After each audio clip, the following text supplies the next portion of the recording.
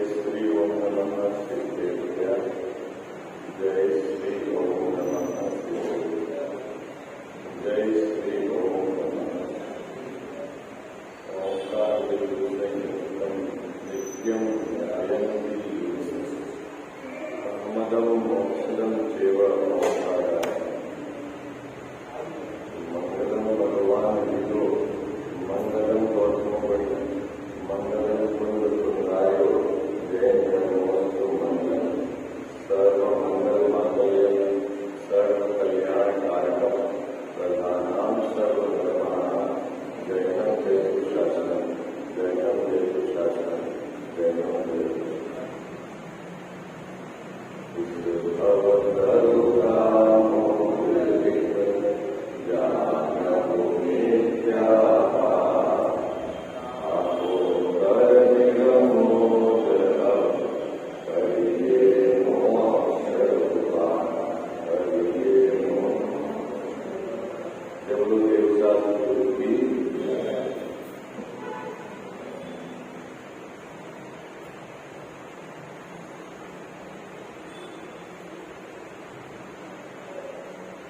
जो प्रकरण अपना चल रहा है ना, अभी पूर्व में अपन एक बार उसकी चर्चा कर चुके हैं। हेलो, पूर्व में इसकी चर्चा हो चुकी है। अपन सिर्फ दोहरा रहे ताकि आपको प्रकरण पता चल जाए क्या चल रहा है। इसमें टोडरमल साहब एक बात स्पष्ट करना चाहते हैं कि परद्रव्य को जानते हुए भी वीतराग भाव हो सकता है। क्या क्या सिद्ध करना चाह रहे हैं? परद्रव्य को जानते हुए भी वीतराग भाव हो सकता है। ऐसा नहीं है कि वीतराग भाव के लिए परद्रव्य का जानना बंद करना पड़े, लेकिन आचार्य भगवतों ने कमजोर भूमिका वाले जीवों को परद्रव्य से उपयोग हटाकर अपने स्वभाव में लगाने की प्रेरणा दी है, क्योंकि परद्रव्य को जान सब गड़बड़ है। एक ही माइक चलाना है, तुम दोनों हटाते हो।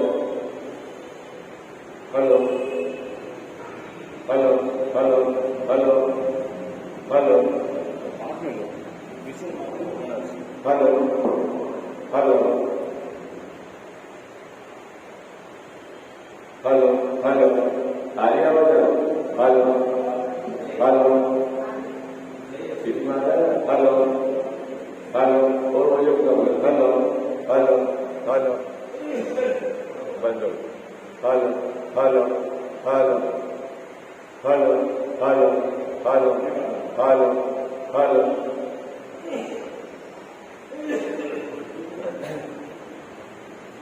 परद्रव्य को जानते हुए भी वीतराग भाव हो सकता है।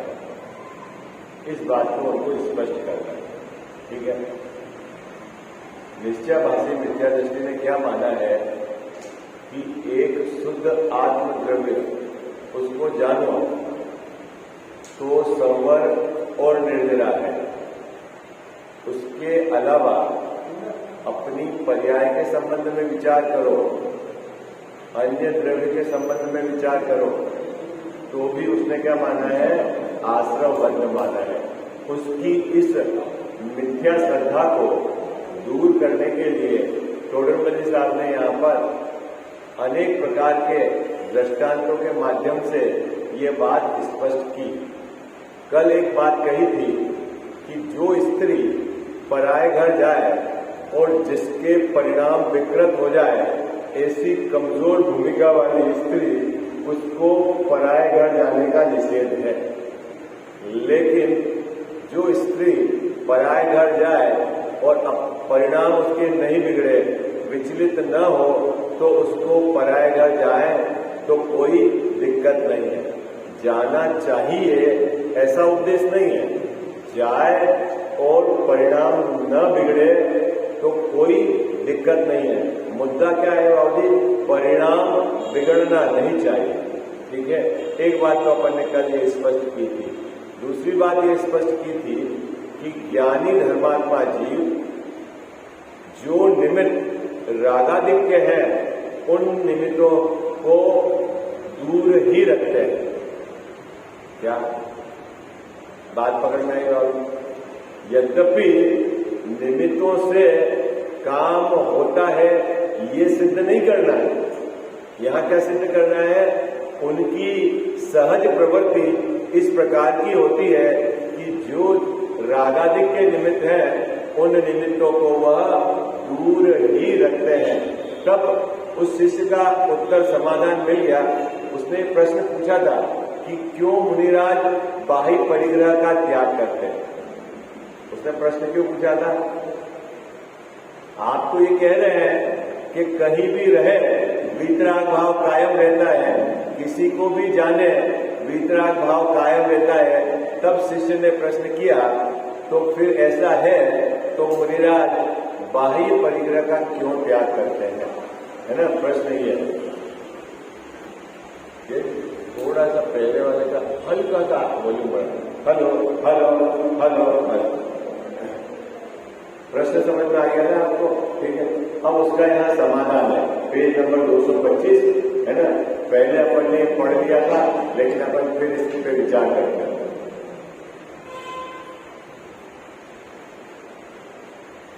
फिर वह कहता है जैसे जो स्त्री प्रयोजन जानकर पिताजी के घर जाती है तो जाए, बिना प्रयोजन जिसके घर जाना तो योग्य नहीं है।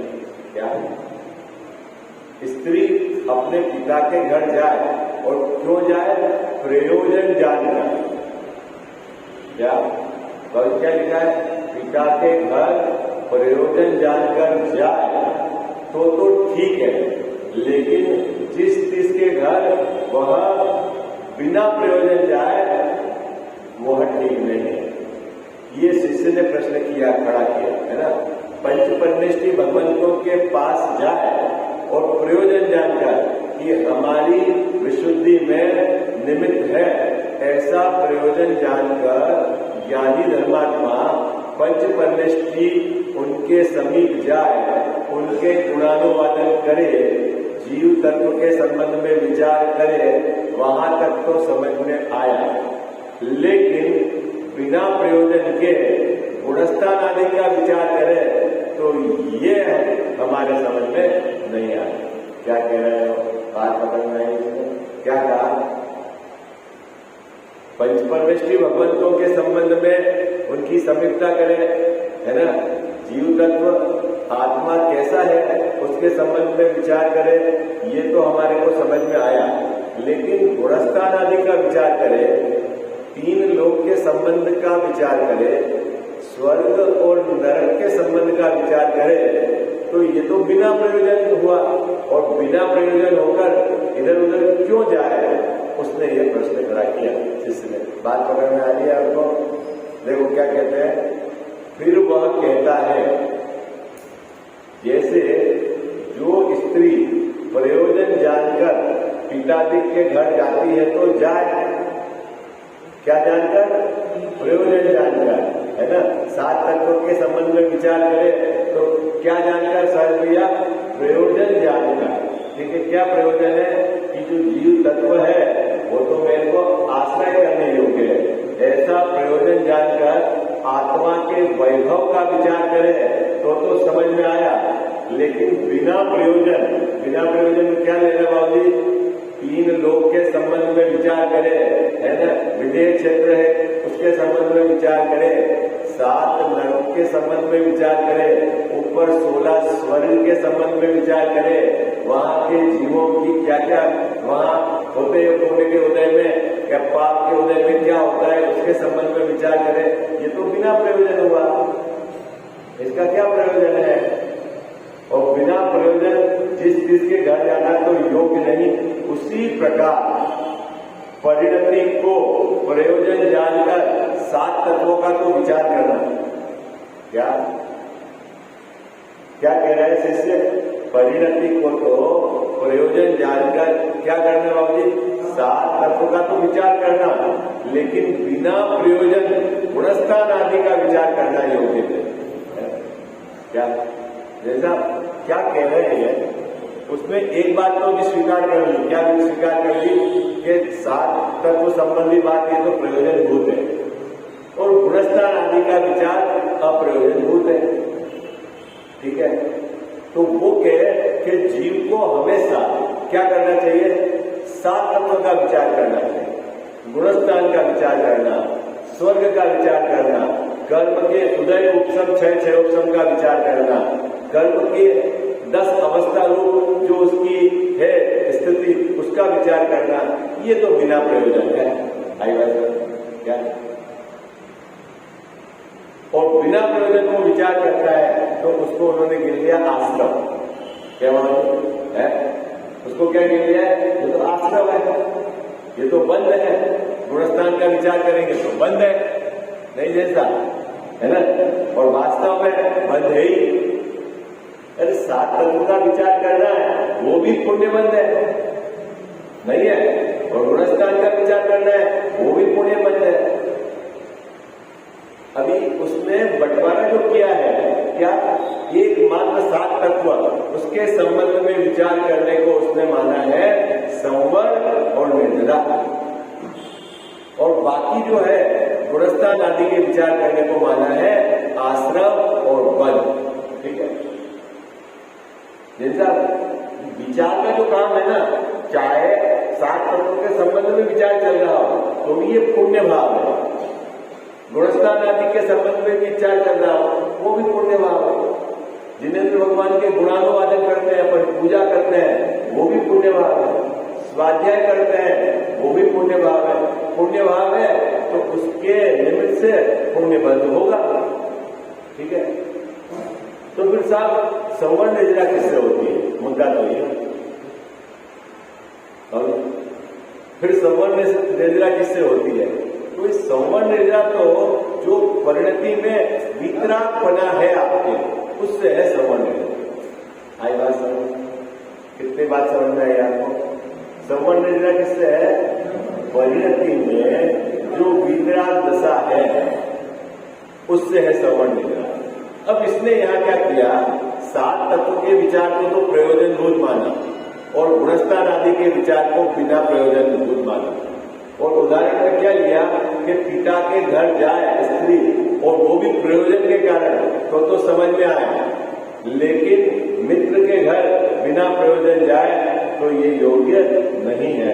अब सोनमल साहब यहाँ ये स्पष्ट करेंगे कि गुणस्थान आदि का विचार वह भी प्रयोजनभूत है। अब किस प्रकार से प्रयोजनभूत है? जबकि यहाँ प्रयोजनभूत जो तत्व है ना, मोक्ष मार्ग प्रकाशक में सात तत्वों को लिया है। क्या लिया है? सात तत्वों को प्रयोजनभूत, अरे यह नहीं जानोगे तो काम नहीं चलेगा। आई बात समझ में? बहुत थोड़ा सा मार्मिक प्रकरण है, आप समझना। सात तत्व को यथार्थ नहीं जानोगे तो काम नहीं चलेगा। ठीक है, और सात तत्व को यथार्थ जानने के लिए जो सपोर्टिंग है वो यदि आप जानते हो, जिससे सात तत्व के संबंध में आपका निर्णय यथार्थ और मजबूत होता है, तो उनको उपचार से भी कह दिया जैसा सपोर्टिंग। ठीक है, लेकिन बहुत सारी चीजें ऐसी है जिसको जानो तो ठीक और नहीं जानो तो भी आपके मोक्ष मार्ग के अंदर आपको आरूढ़ होने के लिए कोई दिक्कत नहीं है। कोई जीव यदि ऐसा कि सुमेरु पर्वत 1 लाख योजन का है जान ले तो भी ठीक है, और यदि मान लो नहीं जानता है तो भी उसके कोई सम्य दर्शन रुक नहीं रहा। आई बात समझ में आ जाए आपको क्या? लेकिन यदि गुणस्थान के संबंध में जीव के मोह और योग के निमित्त से होने वाले भावों के संबंध में विचार करके यदि अपने यथार्थ निर्णय को सपोर्टिंग करता है, तो यहाँ इस प्रकरण में टोडरमल साहब ने उसको भी क्या कहा? विशेष सामान्य के लिए हो तो वो विशेष कार्यकारी है, ऐसा करके उसको भी यहाँ पर उसमें कंसीडर किया है। लेकिन वहां जो चौथे अधिकार में प्रयोजनभूत बात है उसका एंगल अलग है, यहां एंगल अलग है। देखो अपन पढ़ते हैं, जैसे स्त्री प्रयोजन प्रयोजन जानकर पितादिक या मित्रादिक के भी घर जाए। ठीक है, शिष्य ने प्रश्न क्या पूछा था? पिता की यहां तो जाए प्रयोजन से और मित्र की यहां जाए बिना प्रयोजन से। ठीक है, पिता को क्या लिया बाबूजी हमने ऊपर उदाहरण में 7 तत्वों के संबंध में विचार, और मित्र के यहाँ पर क्या लिया? गुणस्थान आदि के संबंध में विचार। इतनी बात तो आपको पकड़ में आ रही है। ठीक है, क्या ऊपर वाले ने क्या लिया था? ऊपर शिष्य ने कि पिता की यहाँ तो जाए प्रयोजन से, 7 तत्वों का विचार तो करे प्रयोजन से, क्योंकि ये प्रयोजन भूत तत्व है, और गुणस्थान आदि का विचार बिना प्रयोजन से करे। ठीक है, तो फिर वहां उसका विचार नहीं करना, ऐसा इसने यहाँ पर बात किया। अब टोडरमल साहब ने कहा चाहे पिता की यहाँ जाए चाहे मित्र की यहाँ जाए, लेकिन दोनों जगह जाए कैसे बाबूजी? प्रयोजन से। 7 तत्व के संबंध में विचार करे तो भी प्रयोजन से, और गुणस्थान आदि का भी विचार करे तो भी प्रयोजन से, ये बात कही है। ठीक है, अब आगे स्पष्ट करेंगे कि गुणस्थान आदि का विचार प्रयोजन से किस प्रकार है। देखो आगे कहेंगे, जैसे स्त्री प्रयोजन जानकर पितादिक या मित्रादिक के भी घर जाए, उसी प्रकार परिणति तत्वों के विशेष जानने के कारण गुणस्थानादिक व कर्मादिक को भी जाने हैं। क्या कह रहे हैं साहब यहाँ पर? 7 तत्व के संबंध में विशेष जानने के कारण, यहाँ क्या लिया? गुणस्थान आदि को क्या लिया बाबूजी? विशेष। और 7 तत्वों के संबंध में जानने को आपने लिया यहाँ पर सामान्य। ठीक है, तो विशेष काय के लिए होना चाहिए? सामान्य के लिए होना चाहिए। क्या बात पकड़ना है? क्या? हाँ, विशेष काय के लिए बाबूजी? सामान्य को सपोर्टिंग है। बात पकड़ सर लिया, बात समझ में आ रही सब? जो विशेष सामान्य को जानने के लिए सपोर्टिंग है, क्योंकि सामान्य के आश्रय से धर्म प्रकट होता है। आई बात समझ? जीव तत्व के संबंध में जितना आप विशेष जाने हैं, और सपोर्टिंग क्या हो कि मैं ऐसा हूं, मैं ऐसा हूं, ऐसे आश्रय करते हुए उसका निर्णय मजबूत करने के लिए जितना विशेष जाने वो सामान्य को मजबूत करता हो, तो वो क्या होगी? योग्य है। और यदि विशेष के लिए है तो जैसा गड़बड़ है। जैसे आप अभी कपड़ा खरीदने के लिए गए, तो उसने कहा ये कॉटन है, कॉटन। फिर क्या है? कॉटन। कॉटन से आपको समझ में नहीं आया तो वो बोलेगा प्योर कॉटन। ठीक है, इसमें कोई मिलावट नहीं है। प्योर कॉटन से भी समझ में नहीं आया तो बताएगा ये वहां की रुई है, जो पूरे वर्ल्ड में सबसे अच्छी क्वालिटी की होती है। तो आपको रुई के संबंध में डिटेलिंग कर रहा है वो। रुई से कपड़े का क्या संबंध है? लेकिन आपको कपड़े के संबंध में श्रद्धा को मजबूत कर रहा है कि ये कपड़ा कितनी क्वालिटी वाला है, इसकी क्या गुण है, इसका क्या वैभव है, कौन सा? वो बोलता है ना ये रुई, फिर बोलेगा ये तो फाइन काउंट है। काउंट समझिए जैसा धागे की मोटाई, क्या बोलेगा? ये तो 120 काउंट का बना हुआ है। 120 काउंट से कपड़े का क्या लेना देना है? लेकिन आपको पता चलेगा कि जितना फाइन होगा कपड़ा उतना अपना है। इसमें इस तरह से अपन ने प्रोसेस किया है। ये क्या है सब? प्रोसेस, काउंट, फाइन है। इतनी सब बातें करने के पीछे क्या है कि आपको कपड़े का वैभव पता हो, है उसकी विशेषता से कि आपको लगे कि ये इतना महत्वपूर्ण चीज है। ठीक उसी प्रकार जो विशेष ज्ञान सामान्य को क्या मजबूत करे कि मेरा वैभव कैसा है, मेरा मतलब साम्राज्य कैसा है, जैसा है उसको मजबूत करे, तो वो क्या है? यहाँ टोडरमल साहब ने कहा वह भी प्रयोजनभूत है। गुणस्थान आदि की चर्चा, कर्म के उदय उपशम क्षय उपशम आदि की चर्चा किसके लिए? 7 तत्वों को विशेष जानने के लिए। ये शब्द है किसके लिए? गुणस्थान के लिए नहीं हो, तत्व को जानने के लिए कि इस गुणस्थान के भाव में ये अशुद्धता रहती है, यहाँ इस तत्व का इस प्रकार का आचरण रहता है, होता है ना। चौथे गुणस्थान के अंदर जीव, उसको अनंतानुबंधी का अभाव है, उतना ही उसको स्वभाव का नित्य क्या है, वो चल रही, धारा चल रही है लब्ध रूप से। क्या जैसा क्या अंतर है मुनिराज के और सम्यदृष्टि जीव के, बोलो संजय जी भाई साहब, क्या अंतर है? एक अवृत्ति श्रावक है और एक मुनिराज है। गुणस्थान से आप बोलते हो कि छठे सातवें गुणस्थान में तो मुनिराज है और चौथे गुणस्थान में तो श्रावक है। तो चौथे गुणस्थान और छठे सातवें गुणस्थान, ये बात सुनकर आपके चित्त में क्या सामान्य रूप से बलवान हुआ, ये बताओ।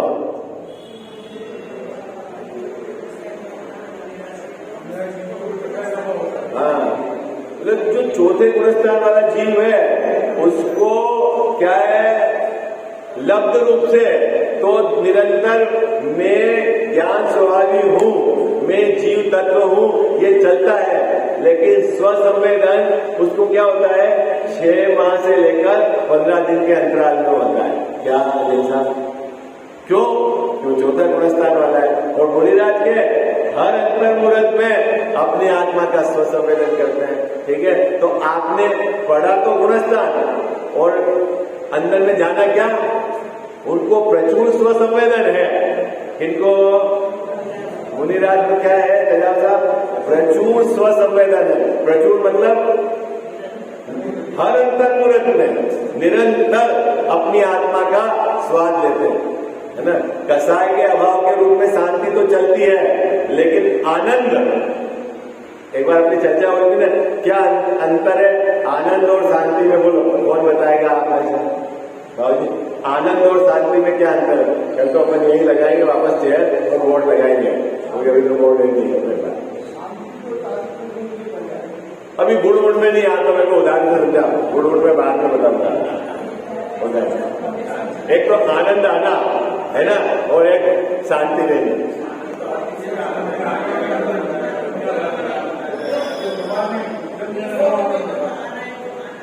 हाँ, कसाय क्या हुआ, बहुत सुंदर। देखो मैं आपको एक लौकिक उदाहरण से बताता हूँ। जैसे आपको जैसा रसगुल्ला पसंद है और आप अभी रसगुल्ला खा रहे हो, तो खाते समय आपको क्या आ रहा है, आनंद आ रहा है।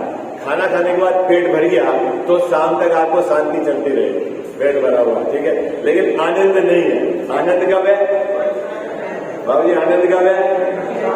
हाँ, अंतर समझना क्या। अभी आप रोटी खा रहे हो ना, खाना खाओगे तो कल्याण साहब आनंद आता है, आपके मनपसंद चीज है, और पेट भर गया, उसके बाद शांति चलती रहती है, शाम तक कोई दिक्कत नहीं है, ठीक है। लेकिन आनंद कब आता है, आनंद कब आता है?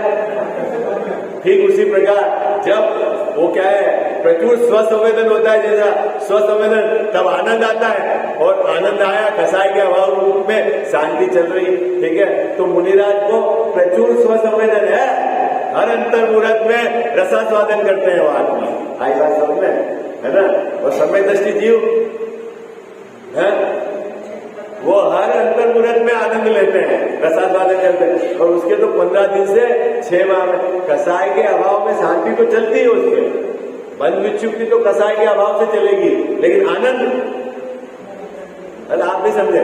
आपको जैसे रसगुल्ला पसंद है, खाएंगे, है ना, खाते समय का आनंद, और पेट भर गया तो फिर शांति चलेगी। लेकिन आनंद में अंतर है ना, आनंद और शांति में। बोलो कितने लोगों को समझ में आ गई बात? प्रचुर स्वसंवेदन हो रहा है तो, चलो आइए देखो क्या कहते हैं यहां पर। उसी प्रकार परिणति तत्वों के विशेष जानने के कारण गुणस्थान आदि व कर्मादि को भी जाने। टोटल साहब ने इस बात को यहां सिद्ध किया कि ऊपर उसने गुणस्थान को जानने का निषेध किया था। किसने? निश्चयाभासी मिथ्या दृष्टि में गुणस्थान को जानने का निषेध किया था। किस आधार से निषेध किया था? कि बिना प्रयोजन। आप देखो जिनवाणी में आप पढ़ने का पक्ष देखो कितनी सुंदर, बिना प्रयोजन की बात है, इसलिए गुणस्थान के बारे में नहीं जानना। और टोडरमल साहब ने उसका यहाँ प्रयोजन सिद्ध किया। क्या प्रयोजन सिद्ध किया? तत्वों के जानने के कारण, है ना, 7 तत्वों के संबंध में विशेष गुणस्थान के द्वारा होता है। क्या बात पकड़ में आई आपको? ये दो पंक्ति का अर्थ समझ में आ गया ना आपको? भाववचन हो गया ना दो पंक्ति। अब आगे तथा यहां ऐसा जानना कि शीलवती स्त्री उद्यम पूर्वक तो वीर पुरुषों के स्थान पर न जाए। क्या बात है? उद्यम पूर्वक वीर पुरुषों के स्थान पर तो शीलवती न जाए। और यदि परवश वहां जाना बन जाए, परवश में क्या है? किसी के वशीभूत, कर्म के वशीभूत उदय की ऐसी विचित्रता आ गई, ठीक है, मुनिराज यूं तो स्त्री का संसर्ग करते नहीं है। आज बात समझे, जैसा स्त्रियों से वो दूरी बनाकर ही रखते हैं, एकांत वन में ही रहते हैं, लेकिन बस किसके वश? कर्म के वश है। बोल रहे उनको विचलित करने के लिए कोई देवगति के जीव देवांगना का रूप बनाकर यदि उनके आसपास चारों तरफ नाचे तो क्या करना है जैसा? मुनिराज यदि बाबूजी बुद्धिपूर्वक तो जहां स्त्रियां रहती है वहां रहते नहीं, ठीक है, ओके, उन्होंने जंगल में, ताकि क्या है कि वहां उन निमित्तों से दूर, जिन निमित्तों के कारण विकारी भाव हो, यद्यपि देखना अंदर में 3 चौकड़ी कसाए के अभाव उनके धारा चल रही है, लेकिन फिर भी वह बुद्धिपूर्वक सब घर परिवार स्त्री सबसे दूर एकांत वन में रहते। अब वहां वन में रहे और परवश मतलब क्या? कर्म की उदय की विचित्रता के वशीभूत कभी जैसा वैसा हो, उपसर्ग हो जाए। क्या उपसर्ग हो जाए? है परिसर में लिया ना, स्त्री नाम का परिसर लिया है। क्या होता है स्त्री नाम के परिसर में? बोलो बाबूजी, स्त्री नाम के परिसर में क्या होता है? जैसे अपने छुदा कसा ये परिसर है ना, 22 प्रकार के परिसर, भूख लगती है, प्यास लगती है, जंगल में मच्छर है ना, तो ये जो परिसर है उसमें एक स्त्री नाम का परिसर भी है। क्या आएगा समझ में? स्त्री यदि नाना प्रकार से विचलित करने का वह है?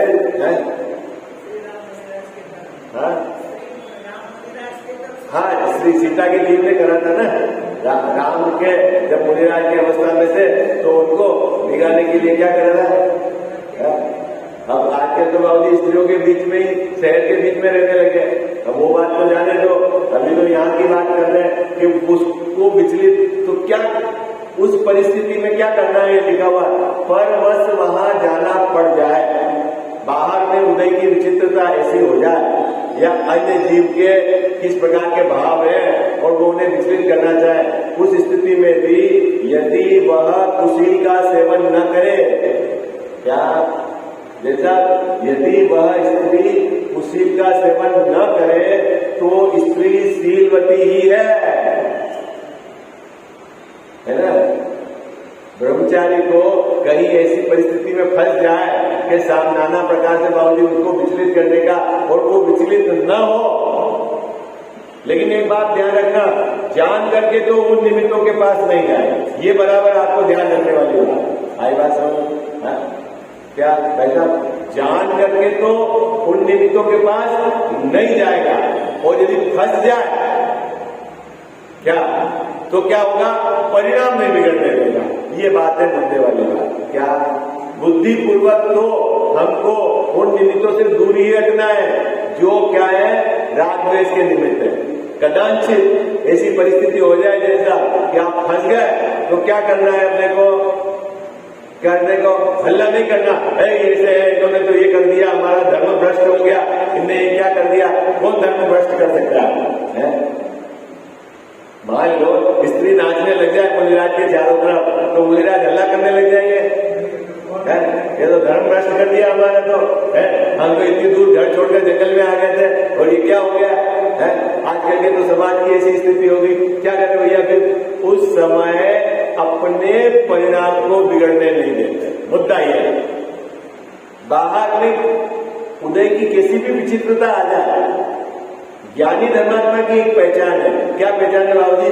वह जब उदय की विचित्रता में अपने परिणाम को बिगड़ने नहीं दे तो इसका मतलब है ओके, ये बात याद रखिए।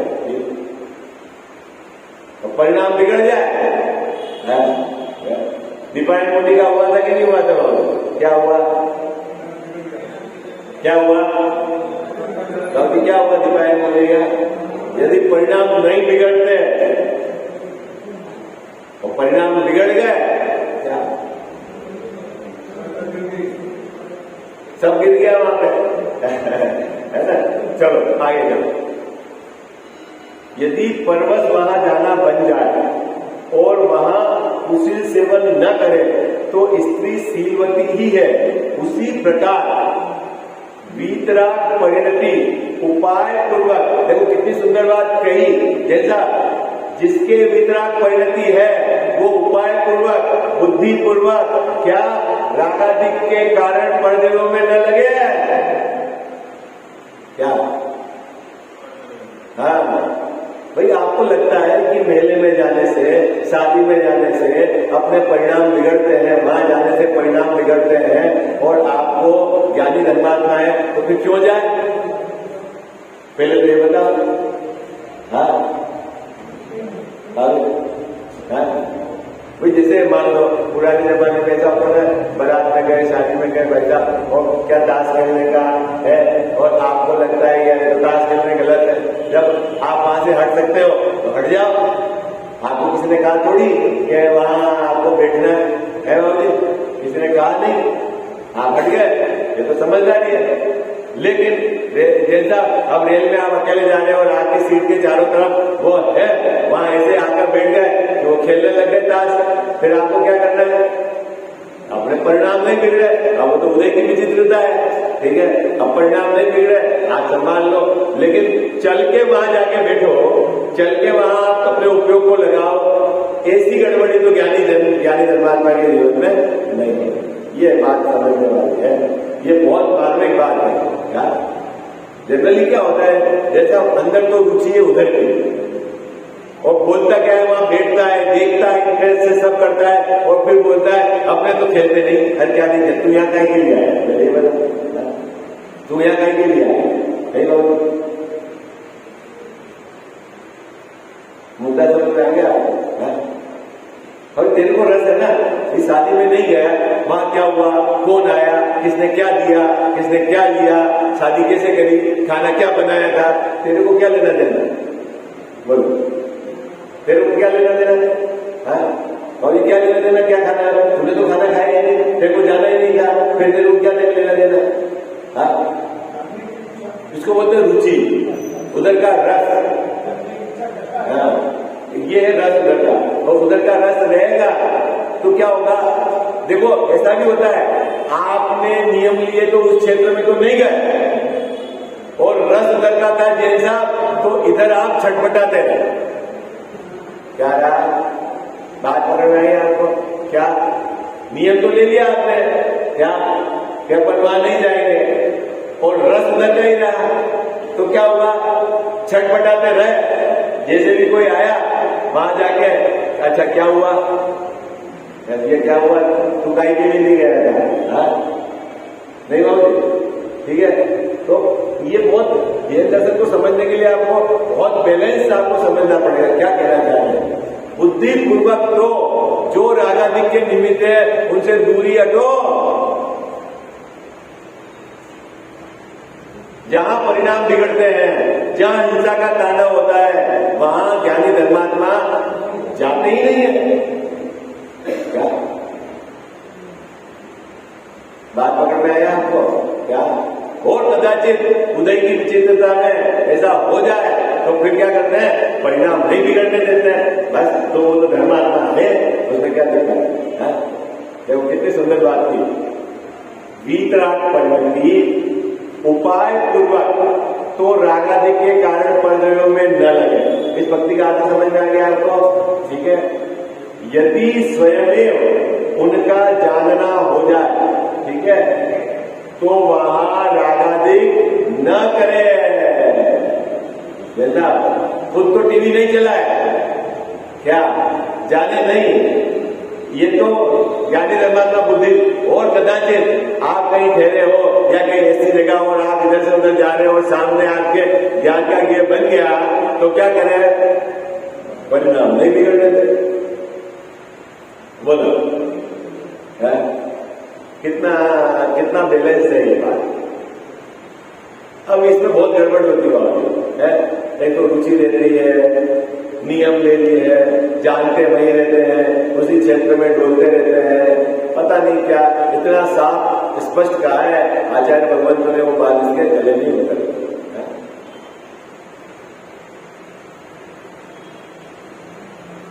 पता ना, दुकान पे नहीं जाते पिताजी, चलो अब तो हमने सब छोड़ दिया।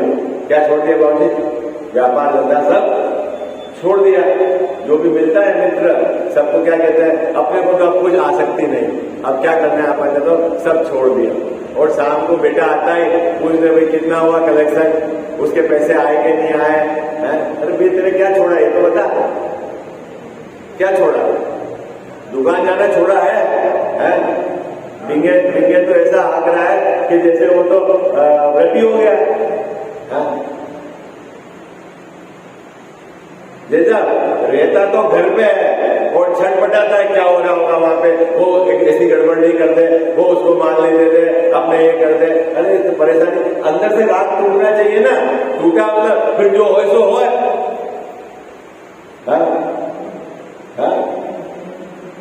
अरे बोलो भाई, ऐसा ही है ना। लेकिन ऐसा होता नहीं है। देंगे 8-20 साल हो गए अपन तो, आज का अपन कुछ करते नहीं, अरे कुछ नहीं तो अपने लिए क्या किया इसी बात का? बहुत ताकत लगानी पड़ेगी। रस टूटना चाहिए, रस।